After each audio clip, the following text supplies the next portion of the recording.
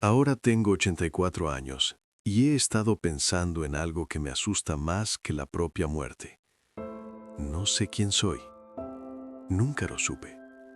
Pasé toda mi vida siendo lo que otras personas necesitaban que fuera. Un buen hijo, un empleado confiable, un esposo respetable, un proveedor, un asistente a la iglesia, un vecino que mantenía el césped ordenado y no causaba problemas.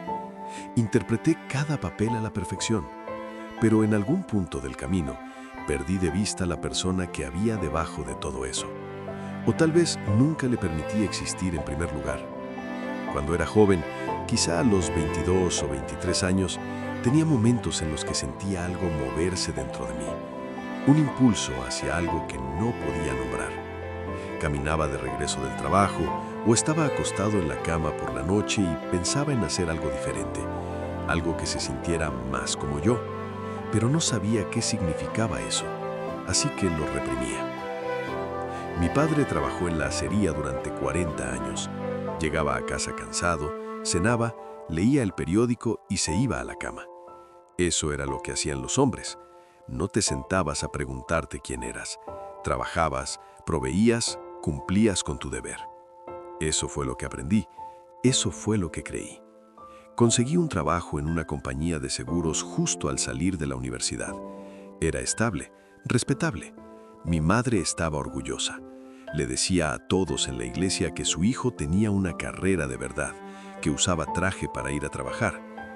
Usé corbata todos los días durante 43 años. Odiaba esa corbata. No la corbata en sí, sino lo que representaba.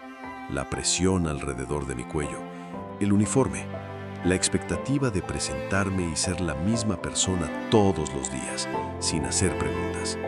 Pero nunca lo dije en voz alta, aunque lo pensaba. A veces me quedaba frente al espejo por la mañana, anudando la corbata, y me preguntaba qué pasaría si simplemente no fuera. Si llamara diciendo que estaba enfermo y pasara el día haciendo otra cosa. ¿Pero haciendo qué? No lo sabía, así que iba a trabajar, todos los días. La oficina era beige, las alfombras eran beige, las paredes eran beige. Incluso la luz parecía beige, como si hubiera sido filtrada a través de años de monotonía. Tenía un escritorio junto a la ventana. Antes pensaba que eso era suerte. Podía ver afuera, ver cómo cambiaban las estaciones, ver a la gente pasar, viviendo sus vidas. Pero después de un tiempo, solo me hacía sentir más atrapado. Veía pasar a alguien paseando a su perro o a una pareja joven riéndose de algo y pensaba que su día probablemente era más real que el mío. Luego volvía a mi papeleo. Me casé a los 26. Se llamaba Patricia. Era amable, tradicional. Quería una vida estable y yo podía dársela. Todos decían que éramos una buena pareja. Creo que lo éramos, pero no sé si alguna vez la amé como se suponía que debía hacerlo. Me importaba, fui fiel, proveí, hice todo lo que un esposo debía hacer, pero siempre hubo esa distancia, como si estuviera interpretando el papel de esposo en lugar de serlo. Ella nunca dijo nada. Tal vez ella también lo sentía. Tal vez ambos solo cumplíamos con la rutina, esperando que el otro no se diera cuenta. Teníamos rutinas.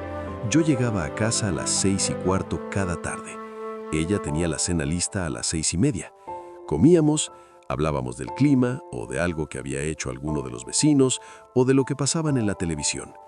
Nunca hablábamos de cómo nos sentíamos. No de verdad. Recuerdo una noche, quizá 10 años después de casarnos, que me preguntó si yo era feliz.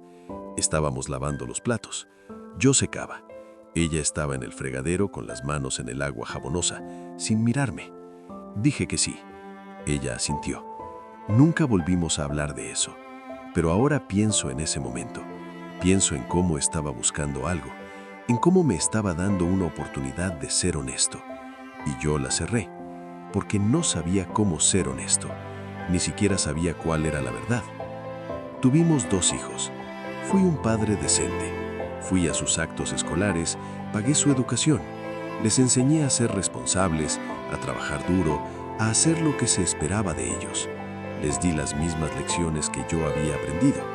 y ahora me arrepiento de eso más que de cualquier otra cosa. Mi hija, Sara, siempre hacía preguntas cuando era pequeña. Siempre se preguntaba por qué las cosas eran como eran. Me preguntaba por qué iba a trabajar todos los días si no parecía gustarme. Me preguntaba qué quería ser yo cuando tenía su edad. Yo decía que no lo recordaba. Me preguntaba qué me hacía feliz. Yo le decía que fuera a hacer su tarea.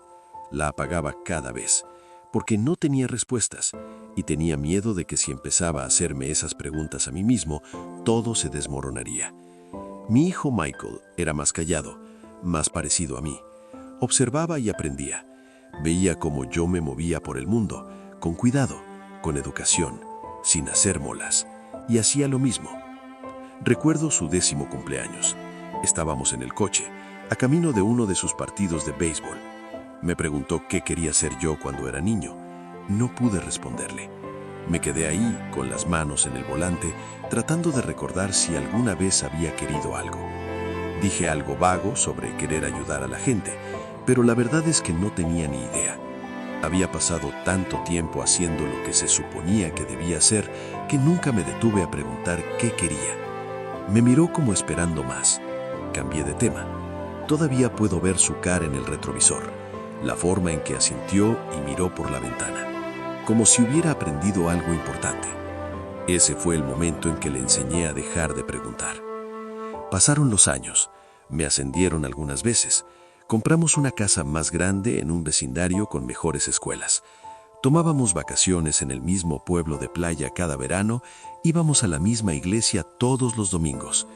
Todos pensaban que lo tenía todo resuelto, pero por dentro me sentía vacío. Había noches en las que me sentaba en mi estudio, fingiendo leer y simplemente miraba a la pared. Pensaba en todas las cosas que nunca intenté, en todas las conversaciones que nunca tuve, en todos los sentimientos que nunca me permití explorar. Pensaba en la persona que podría haber sido si hubiera tomado decisiones diferentes, pero no sabía cómo habrían sido esas decisiones, así que no hice nada. Me decía que todo el mundo se sentía así, que la vida no se suponía que fuera una gran aventura, se suponía que era estable, predecible, segura, y yo era bueno en lo seguro. Tenía 47 años cuando mi padre murió. Ataque al corazón. Le dio en el trabajo. Se desplomó ahí mismo, en el suelo de la fábrica. En su funeral, sus compañeros dijeron que era el hombre más confiable que habían conocido, que no había faltado ni un día en 42 años. Recuerdo pensar que eso era triste, que lo mejor que podían decir de él era que se presentaba, pero luego me di cuenta de que yo era exactamente igual. Volví al trabajo al día siguiente del funeral. No me tomé tiempo libre, no procesé nada. Simplemente volví a mi escritorio y seguí adelante, porque eso era lo que se hacía. Mis 50 pasaron borrosos, luego mis 60. Los hijos crecieron y se fueron. Llamaban en los días festivos, visitaban 1 o 2 veces al año. Nos sentábamos en la sala y hacíamos charla trivial. No sabía cómo hablar con ellos. Ellos no sabían cómo hablar conmigo. Éramos extraños que compartían un apellido. Me retiré a los 67 años. La empresa me hizo una pequeña fiesta. Me dio una placa y un reloj. Personas con las que había trabajado durante décadas dijeron cosas bonitas sobre mí. Confiable, profesional, jugador de equipo. Ni una sola persona dijo nada sobre quién era yo en realidad, porque tampoco lo sabían. Pensé que la jubilación sería diferente. Pensé que por fin tendría tiempo para resolver las cosas, para descubrir qué disfrutaba de verdad, para convertirme en alguien, pero no sabía por dónde empezar. Patricia y yo nos sentábamos uno frente a otro en el desayuno, leyendo secciones separadas del periódico. Salíamos a caminar por la tarde, veíamos televisión. Existíamos uno al lado del otro, pero en realidad no estábamos juntos. No creo que alguna vez lo hayamos sido. Ella enfermó cuando tenía 76 años. Cáncer. Comenzó en los pulmones y se extendió rápido. Los médicos dijeron que no había mucho que pudieran hacer. Teníamos 6 meses. Pensé que tal vez entonces sería cuando por fin hablaríamos, cuando por fin diríamos todas las cosas que habíamos guardado durante 54 años. Pero no lo hicimos. Hablamos de sus tratamientos, de qué cenar, de si debíamos decirle a los hijos de inmediato o esperar hasta que supiéramos más. Nunca hablamos de nosotros. Una noche, cerca del final, estaba acostada en nuestra cama. La enfermera de cuidados paliativos acababa de irse. Estaba oscuro, salvo por la lámpara de su mesita. Me miró y dijo: «Ojalá te hubiera conocido mejor». No supe qué decir. Le tomé la mano. Murió 3 días después. En su funeral, la gente se me acercaba y me decía cuánto había significado ella para mí, lo generosa que era, como siempre recordaba los cumpleaños y se preocupaba por la gente cuando estaba pasando por dificultades, cómo organizaba las ventas de pasteles de la iglesia y visitaba a los enfermos y hacía que todos se sintieran bienvenidos. Me di cuenta de que ellos la conocían mejor que yo. Había vivido con ella 54 años y no podía decirte qué soñaba, qué le daba miedo, qué quería y nunca